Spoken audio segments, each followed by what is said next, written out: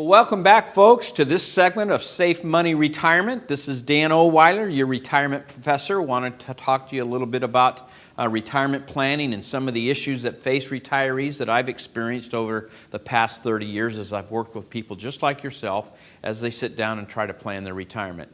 One of the things that I find, interestingly enough, is the thing that bothers people probably more than anything else is taxation on their Social Security.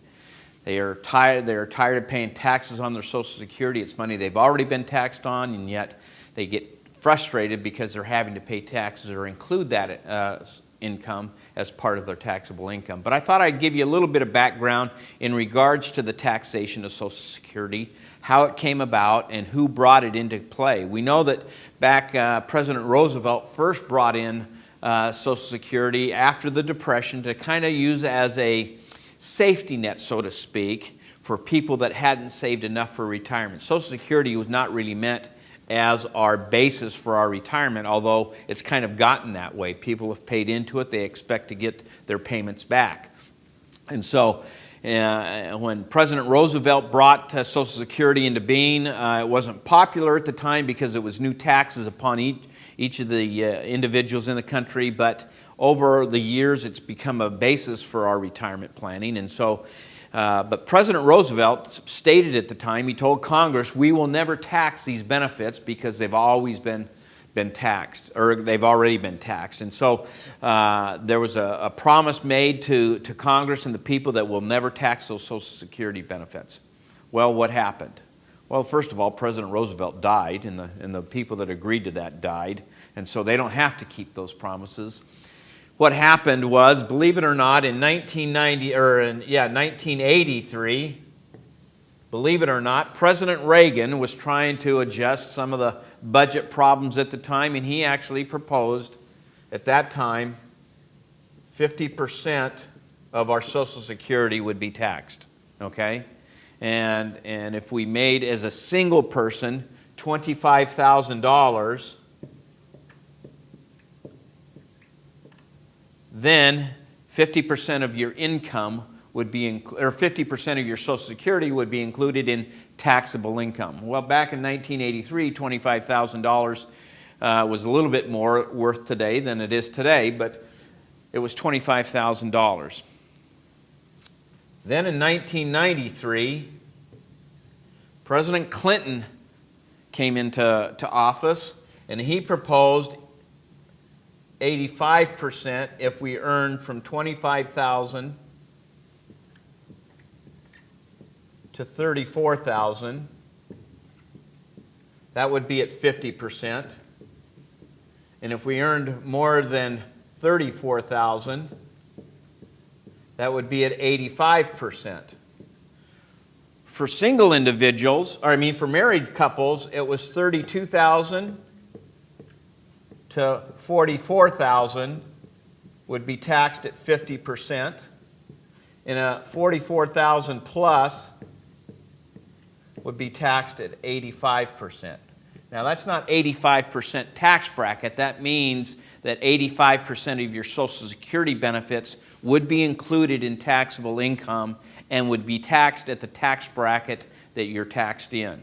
So if that's a 30% bracket, if we had $10,000 of Social Security, and we would have to then add $8,500 to our taxable income that year. If we were in a 30% bracket, then we're going to have to end up paying $2,550 in taxes as a result of that Social Security taxation. So taxation of Social Security is based upon your tax bracket, but the amount of Social Security that you're having to be added to that will depend upon your income at the time. It's called modified adjusted gross income. Now, the modified adjusted gross income is a little bit complicated because it's not your adjusted gross income. There's a difference between modified and adjusted gross income that you need to understand. So I'm going to erase some of this, but I wanted to give you a history a little bit of how Social Security came into being taxed. A lot of people think of President Reagan as lowering taxes at the time, and he did as far as the income tax, but he included Social Security taxation at that time. But So we have to look at what is called our modified adjusted gross income. And that includes things like dividends, interest income from CDs, trust deeds, annuity payments if you're taking annuity payments. Also in this modified adjusted gross income, they also include any muni bond interest. Now, a lot of people say, well, my muni bonds, how can they tax my muni bonds when they're tax-free? They don't tax the interest on the muni bonds, but the interest that you get from your muni bonds is included in your modified adjusted gross income. These three things are what I call phantom income, because a lot of times we just take our dividends and reinvesting either in the mutual funds or or buying more stocks or whatever it might be. Interest income in CDs, those just kind of get rolled over every year if we don't need the income. And so at the end of the year, the bank or the mutual fund company sends us a 1099 for the dividends or interest that we have been paid, even though we're just rolling them back into the fund or in the CD. And so it's kind of a phantom income, so to speak. And this phantom income, then we have other things that come into play if we got real estate income.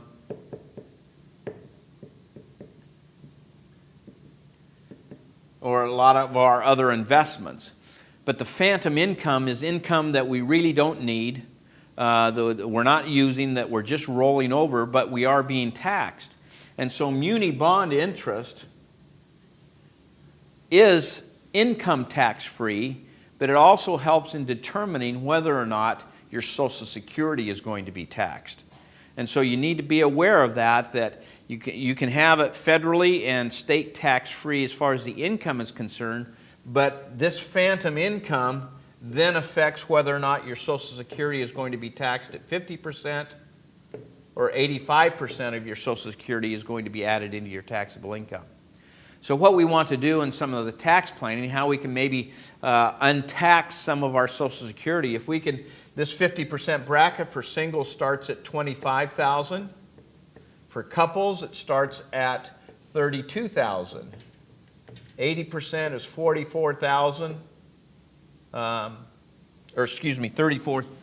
This goes to, I had this backwards here. This is 34,000, and this is 32. Or this is anything over 44,000. Okay?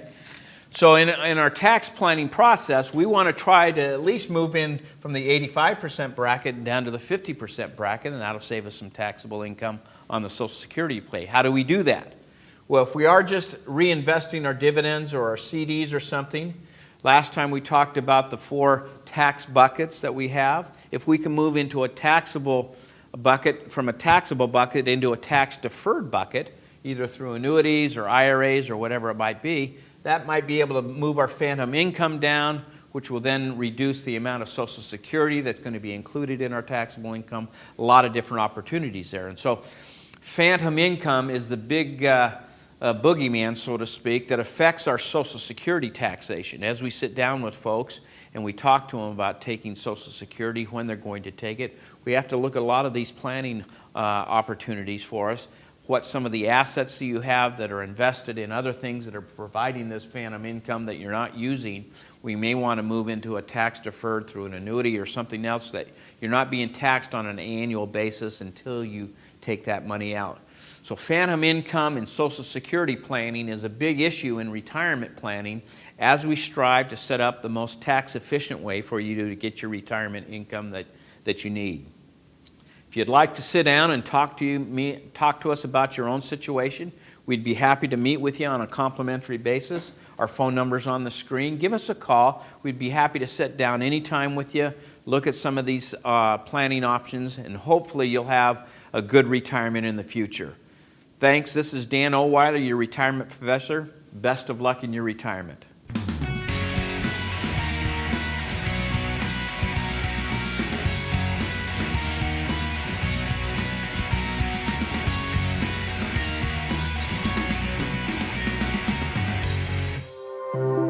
you have confidence in your retirement future, you can live the life you've always imagined. Because of planning, you now have time to reflect on the wonderful memories of your life. You and your spouse finally have the luxury of leisure time together. To spend fun times with your grandkids, sharing the joy of their excitement about life. Smiling at the thought of quality time with your children and of picking up the check. At last, you have time to breathe and rekindle the love of your life. Why? Because you imagined what could be. You planned for retirement. So today, you own your future.